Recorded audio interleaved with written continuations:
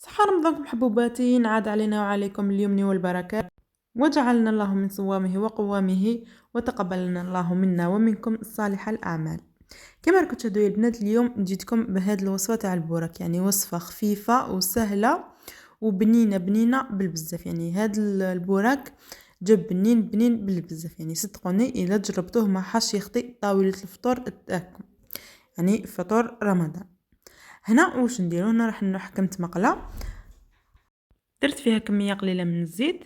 وهنا كنت حكمت نص صدر الدجاج، قطعته شرائح كما راكم تلاحظوا، وحطيته هكذا في الزيت. يعني بعد ما يسخن لي هذاك الزيت، هكذا كي يسخن معايا هذاك الزيت، هذوك الشرائح تاع صدر الدجاج ما حاش يطلقوا هذاك الماء تاعهم، راح يتحمروا لنا به.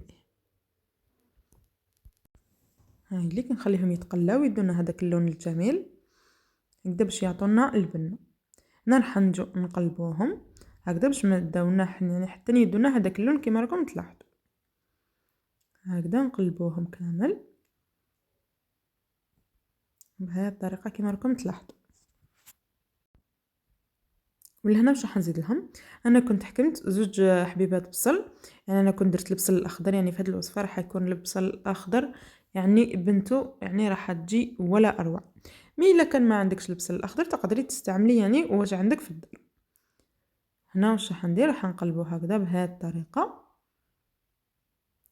هليك، ونخليه يكمل يتقلب بهذه الطريقه كما راكم تلاحظوا. هكذا هنا بعد ما تقلى لي واش راح نزيد ندير له؟ راح ندير له زوج سنينات ثوم، راح نرابي له زوج سنينات ثوم بهذه الطريقه كما راكم تلاحظوا، وراح نخليه يكمل يتقل. ولهنا واش راح نزيد له؟ راح نزيد له نص مغرفه صغيره فلفل اسود، راح نزيد له نص مغرفه صغيره كمون، وراح ندير الملح، يعني درت ثاني نص مغرفه صغيره ملح هكذا، ونقلب ونخلي هذيك لي زيبيس يعني تتقلى شويه فقط، وراح نطفي. راح تكون واجد معنا، يعني هذا يتسمى نصف الحشو مش الحشو كامل. هاي ليك هنا لاحظوا شوف كيفاش جات.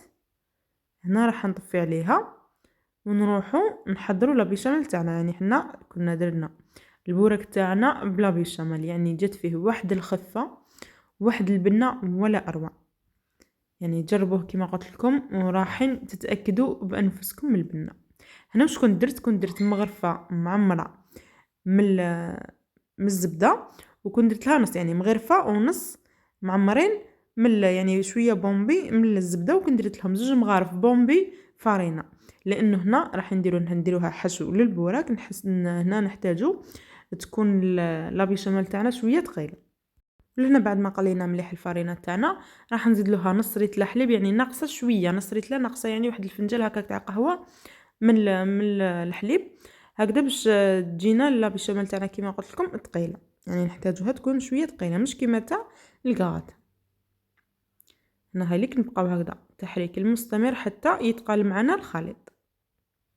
هنا هاليك شوفوا هنا بدا يتقال، هاوليك لاحظوا يشوفوا القوام تاعو كيفاش تغير. هنا هاوليك هنا واش راح نزيد له؟ راح نزيد له هنا مكعبات الجبن ولا مثلثات عفوا الجبن، هذه الطريقه كما راكم تلاحظوا. يعني هنا الجبن قد ما كثرتو قد ما يجي بنين، يعني كل ما كثرتوا الفرماج كل ما يجيكم بنين، يعني هو سر البنه تاعو في الفرماج. انا كنت زدت لها رشه ملح ورشه فلفل اسود، يعني انا هذا واش نحتاج توابل في لابيشاميل تاعي. وراح نخلط يعني حتى يذوب لي هذاك الجبن فقط ونطفي عليها. هاي ليك هكذا نحاول اني ندوب هذاك الجبن ونطفي عليها. هنا هاوليك داب لي، هنا راح نطفي عليها ونروحوا نكملوا باقي المراحل. هنا واش كنت حكمت؟ يعني هذاك الدجاج تاعي كنت تجوزته في الاشوار، يعني رحيته كما راكم تلاحظوا، وراح نجي نلمو بلا بيشاميل كما راكم تلاحظوا. راح نزيد له لا بيشاميل هكذا ونخلط بهذه الطريقه.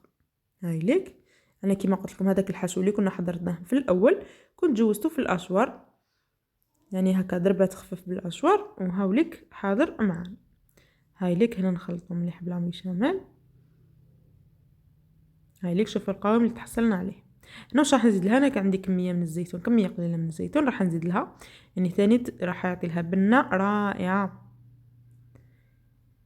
يعني كيما قلت لكم هذا البورك راح يجيكم خفيف خفيف وبنين، يعني روعه. هذيك نخلطه مليح حتى يدخل معنا هذاك الزيتون ويكون الحشو تاعنا تاع البورك واجد. هنا هاوليك واجد معنا. هنا راح نجيب هنا ورق الديول كما راكم تلاحظوا هاملك. هنا راح نستعملوا يعني ورقه كامله، لانه كما راكم تلاحظوا الحشو تاعنا شويه جاري، هنا راح نسحقوا ورقه كامله. هنا هايليك نحطوا على الطرف هكا الحشو بشكل مستطيل هكا نجو نلويو كما راكم تلاحظوا هاوليك. يعني هاد الطريقه سهله وكامل نديروها. هايليك هكذا نحطوا الحشو تاعنا طرف الحبه هكذا ونطويو الاطراف ونروليو بهذه الطريقه كما راكم تلاحظوا. هايليك حنزيد ندير معكم حبات هلتا. يعني لاحظوا شوفوا يعني راح تجيكم يعني لداخل القوام كريمي للحشو، راح تجمع هذيك البنه تاع الفرماج مع الزيتون، يعني مع صدر الدجاج هذاك يعني كنا قليناه يعني عطينا له البنه، يعني راح تجي ولا اروع. انا هايليك بعد ما كملت يعني روليت كامل الحبيبات تاع البورك تاعي، انا راح نجي نقليهم. يعني لازم تكون النار يعني شويه عاليه للبورك تاعنا كما نعرفوا، لانه العجينه تاع ديول راهي طايبه والحشو مام هو راهو طايب. ولهنا ننصحكم مديروش الغلطه تاعي، يعني لاحظوا شو كي لصقتهم كيفاش لصقوا مع بعضهم، يعني بعدوا شويه ما بيناتهم. هاي ليك انا ما حبيتش نحي هذا المقطع هكذا باش تشوفوا وتستفادوا منه. ما تلصقوهمش مع بعضهم، يعني ديرهم شويه بعد على بعضهم هكذا باش ما يلصقوا لكمش. هاي ليك لاحظوا راح نعطوا لهم هذاك اللون الذهبي الجميل فقط ونحيوهم. هاي ليك نقلبوها على كامل الجوانب هكذا ونجو نحوهم نقطروهم من الزيت ونحوهم نحطوهم على بابي ابسوربو هكذا باش يعني يتشرب لهم هذاك الزيت اللي بقى. بهذه الطريقه يعني نفس الطريقه راح نكمل نقلي كامل الحبيبات تاع البورك تاعي ونشوفوه في طبق التقديم. هنا هاي ليك شوفوا البورك تاعنا كيفاش جا، يعني لاحظوا شوفوا الحشو تاعنا كيفاش جا بقوام كريمي، يعني جات البنه تاع الجبن طاغيه فيه مع هذيك التحميره تاع الدجاج يعني كي حمرناه، يعني جا ولا اروع. جربوا هذا البورك لاني اكيده يعني كما قلت لكم راح يعجبكم. هنا بقى لي غير نقول لكم مع السلامه، وما تنسوليش الاعجاب والاشتراك في القناه للدعم والتقدم، والى اللقاء في وصفات قادمه ان شاء الله.